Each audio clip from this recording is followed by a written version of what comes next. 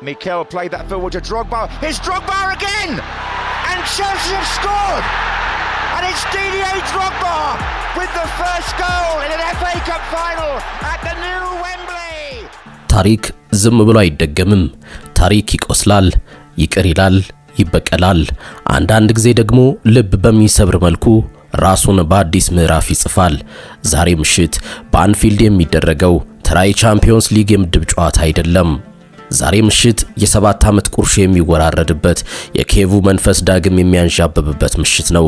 ከሁሉም በላይ ደግሞ የአንድ ልጅ የገዛ ልጃቸው ወደ ቤቱ የተመለሰበት ምሽት ነው። በተቃራኒ ማሊያ የዛሬን ምሽት ትርጉም ለመረዳት የጊዜ ማሽን ተጠቅመን በትክክል 7 ዓመታትን ወደ ኋላ ወደ ኪየቭ መመለስ አለብን። ያኔ 2018 ላይ የኤርገን ክሎፕ ሄቪ ሜታል ፉትቦል አውሮፓን እያናወጠ ነበር። የሳላህ ማኔ ፌርሚኖ የፊት መስመር ተከላካዮችን በህልማቸው የሚያሳድድ ቅዠት ነበር። በሌላ በኩል የዚዳኑ ሪያል ማድሪድ የቻምፒዮንስ ሊጉ ንጉሶች በክርስቲያኖ ሮናልዶ የሚመሩ ለሶስተኛ ተከታታይ ጊዜ ዋንጫውን ለማንሳት የመጡ። ጨዋታው ተጀመረ። ሊቨርፑል የተሻለ ነበር፣ ጫና ፈጥረው ነበር። ግን በ26ኛው ደቂቃ ሰርጂዮ ራሞስ እና መሐመድ ሳላህ ያቺ ቅጽበት ግብፃዊው ንጉስ የውድድር ዘመኑ ኮከብ ሜዳ ላይ ወደቀ። ህመሙ የተከሻው አልነበረም፣ ህመሙ የልቡ ነበር። ሜዳውን በእንባ ለቆ ወጣ። ያቺ እንባ የሊቨርፑልን ህልም ብቻ አልነበረም ያጠበችው፣ የጨዋታውንም ነፍስ ነበር ይዛ የወጣችው። ከሳላ መውጣት በኋላ የማድሪድ ልምድ ነገሰ። ግን የሌሊቱ እውነተኛ ድራማ ገና አልተጀመረም ነበር። የሌሊቱ ድራማ በአንድ ሰው ላይ ሊጻፍ ታሪክ መዝገቡን ከፍቶ እየጠበቀ ነበር። ሎሪስ ካሪየስ።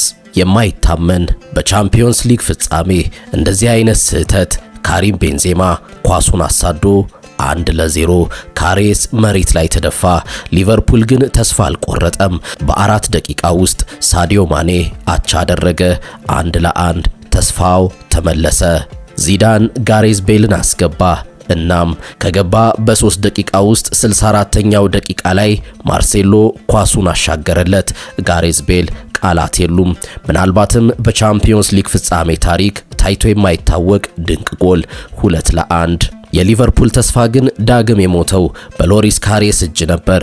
83ኛ ደቂቃ ላይ ጋሬዝ ቤል ከርቀት መታ። ኳሱ ከእጁ አፈትልኮ 3-1። የመጨረሻው ፊሽካ ሲነፋ ሪያል ማድሪድ 13ኛውን ዋንጫ እንዳነሳ አረጋገጠ። የሊቨርፑል ተጫዋቾች ሜዳ ላይ ወደቁ።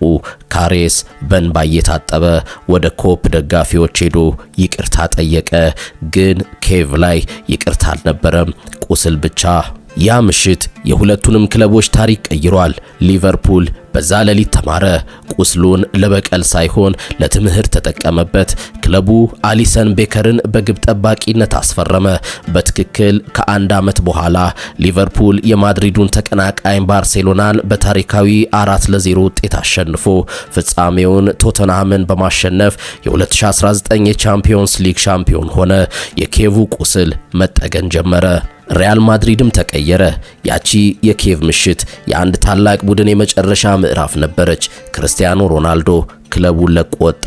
የ2018 አንጋፋ ጦር ተበተነ።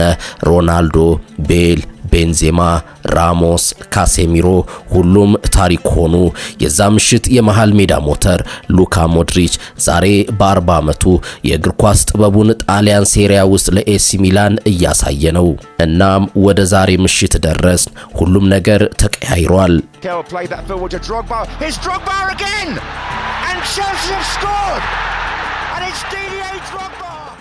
አሰልጣኞቹ የዚዳንና የክሎፕ ጦርነት ዘመን አልፏል። በሊቨርፑል በኩል አዲሱ ሰው አርኔ ስሎት የክሎፕን ትልቅ ጫማ ተጫምቶ አዲስ የሊቨርፑል ስርወ መንግስት ለመገንባት የሚጥር። በማድሪድ በኩል ደግሞ ይሄ ነው ድራማው። የአንፊልድ የራሱ ልጅ ዣቢ አሎንሶ በተጫዋችነት 6 ድንቅ ዓመታትን ያሳለፈበት የአውሮፓ ሻምፒዮንስ ሊግ ዋንጫን ያነሳበት ክለብ ዛሬ በአሰልጣኝነት ተመልሶ ይገጥማል። በባየር ሊቨርኩሰን ታሪክ ከሰራ በኋላ አሁን የዓለማችን ኃያሉን ክለብ እየመራ በአንፊልድ ሊቨርፑልን ለማሸነፍ ይፋለማል። የተጫዋቾቹ ስብስብም አዲስ ትውልድ ነው። በሊቨርፑል በኩል የ2018 አስፈሪ የፊት መስመር ማኔ፣ ፌርሚኖ ታሪክ ሆነዋል። መሐመድ ሳላ የዛ ምሽት ብቸኛ ምስክር አሁንም አለ። ሳላህ የኬቭን እንባ ረሳው፣ ግን ዛሬ አጋሮቹ አዳዲስ ናቸው። ከጎኑ ፈጣኑ ኮዲ ጋክፖ እና ግዙፉ አጥቂ ሁጎ ኤኪቲኬ ናቸው። በማድሪድ በኩል ይሄ ጋላክቲኮስ ነው። ጁድ ቤሊንግሃም፣ ቪኒሺየስ ጁኒየር እና ኪሊያን ምባፔ የአዲሱ ትውልድ ንጉስ በቻምፒዮንስ ሊጉ ሶስቱንም ጨዋታ እንዳሸነፉ የምባፔ አስፈሪ አቋም በቀላሉ ግብ ለሚቆጠርበት የሊቨርፑል ተከላካይ ትልቅ የቤት ስራ ይሆናል።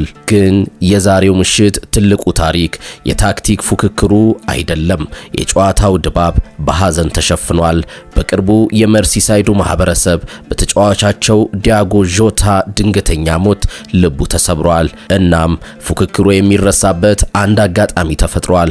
ወደ አንፊልድ የተመለሱት ሁለቱ የሊቨርፑል ልጆች የዛሬው የማድሪድ አሰልጣኝ ዣቢ አሎንሶና ትሬንት አሌክሳንደር አርኖልድ ለቀድሞ የቡድን አጋራቸው መታሰቢያ የአበባ ጉንጉን በማስቀመጥ ለተጫዋቹም ለክለቡም ያላቸውን ጥልቅ ክብር አሳይተዋል። ይህ የትሬንት አሌክሳንደር አርኖልድ መመለስ ከምንገምተው በላይ ስሜታዊ ያደርገዋል።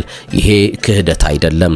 ይሄ በሊቨርፑል መለያ 354 ጨዋታዎችን ላደረገ ለአንድ ስካውዘር የሚደረግ ደማቅ ግን በእንባ የተሞላ አቀባበል ነው።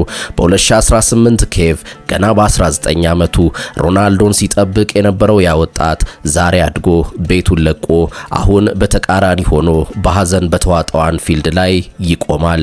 ታዲያ ዛሬ ምሽት ታሪኩ ምንድነው? በአውሮፓ መድረክ ለ13ኛ ጊዜ ይገናኛሉ። ከ2017 ወዲህ ሊቨርፑል ካደረጋቸው 8 ጨዋታዎች 6ቱን ተሸንፏል። ይሄ የበቀል ጨዋታ ነው። ሞሐመድ ሳላህ የ2018ቱ ብቸኛ ምስክር። የዛሬን ምሽት 5 ሰዓት ጨዋታ የቡድኑን መጥፎ ሪከርድ ለመስበር ይጠቀምበታል። ይሄ የክብር ታሪክ ነው። ትሬንት አርኖልድ በኮብ ደጋፊዎች ፊት የሊቨርፑልን የግራ መስመር በቪኒሺየስ እና ምባፔ እየመራ ሲያጠቃ እንዴት ይታያል? ይሄ የተማሪና የመምህር ፍልሚያ ነው። ዣቢ አሎንሶ በአንፊልድ ማስተር ክላስ ሊያሳይ ተመልሷል። ሞሳላህ የኬቭን እንባ በዛሬው ጎል ያብሳል ወይስ የራሱ ወንድም የነበረው አርኖልድ ዳግም ልቡን ይሰብረዋል? ይሄ ከ3 ነጥብ በላይ ነው። ይሄ ታሪክ፣ ስሜት፣ እንባ፣ ክብርና ሐዘን የተጣመሩበት ፍልሚያ ነው። የኬቩ መንፈስ ዛሬ ምሽት በአንፊልድ በማን ላይ ያርፋል? ሐሳባችሁን ጻፉልን። ቸር ቆዩ። Mikel played that forward to Drogba. It's Drogba again! And Chelsea have scored!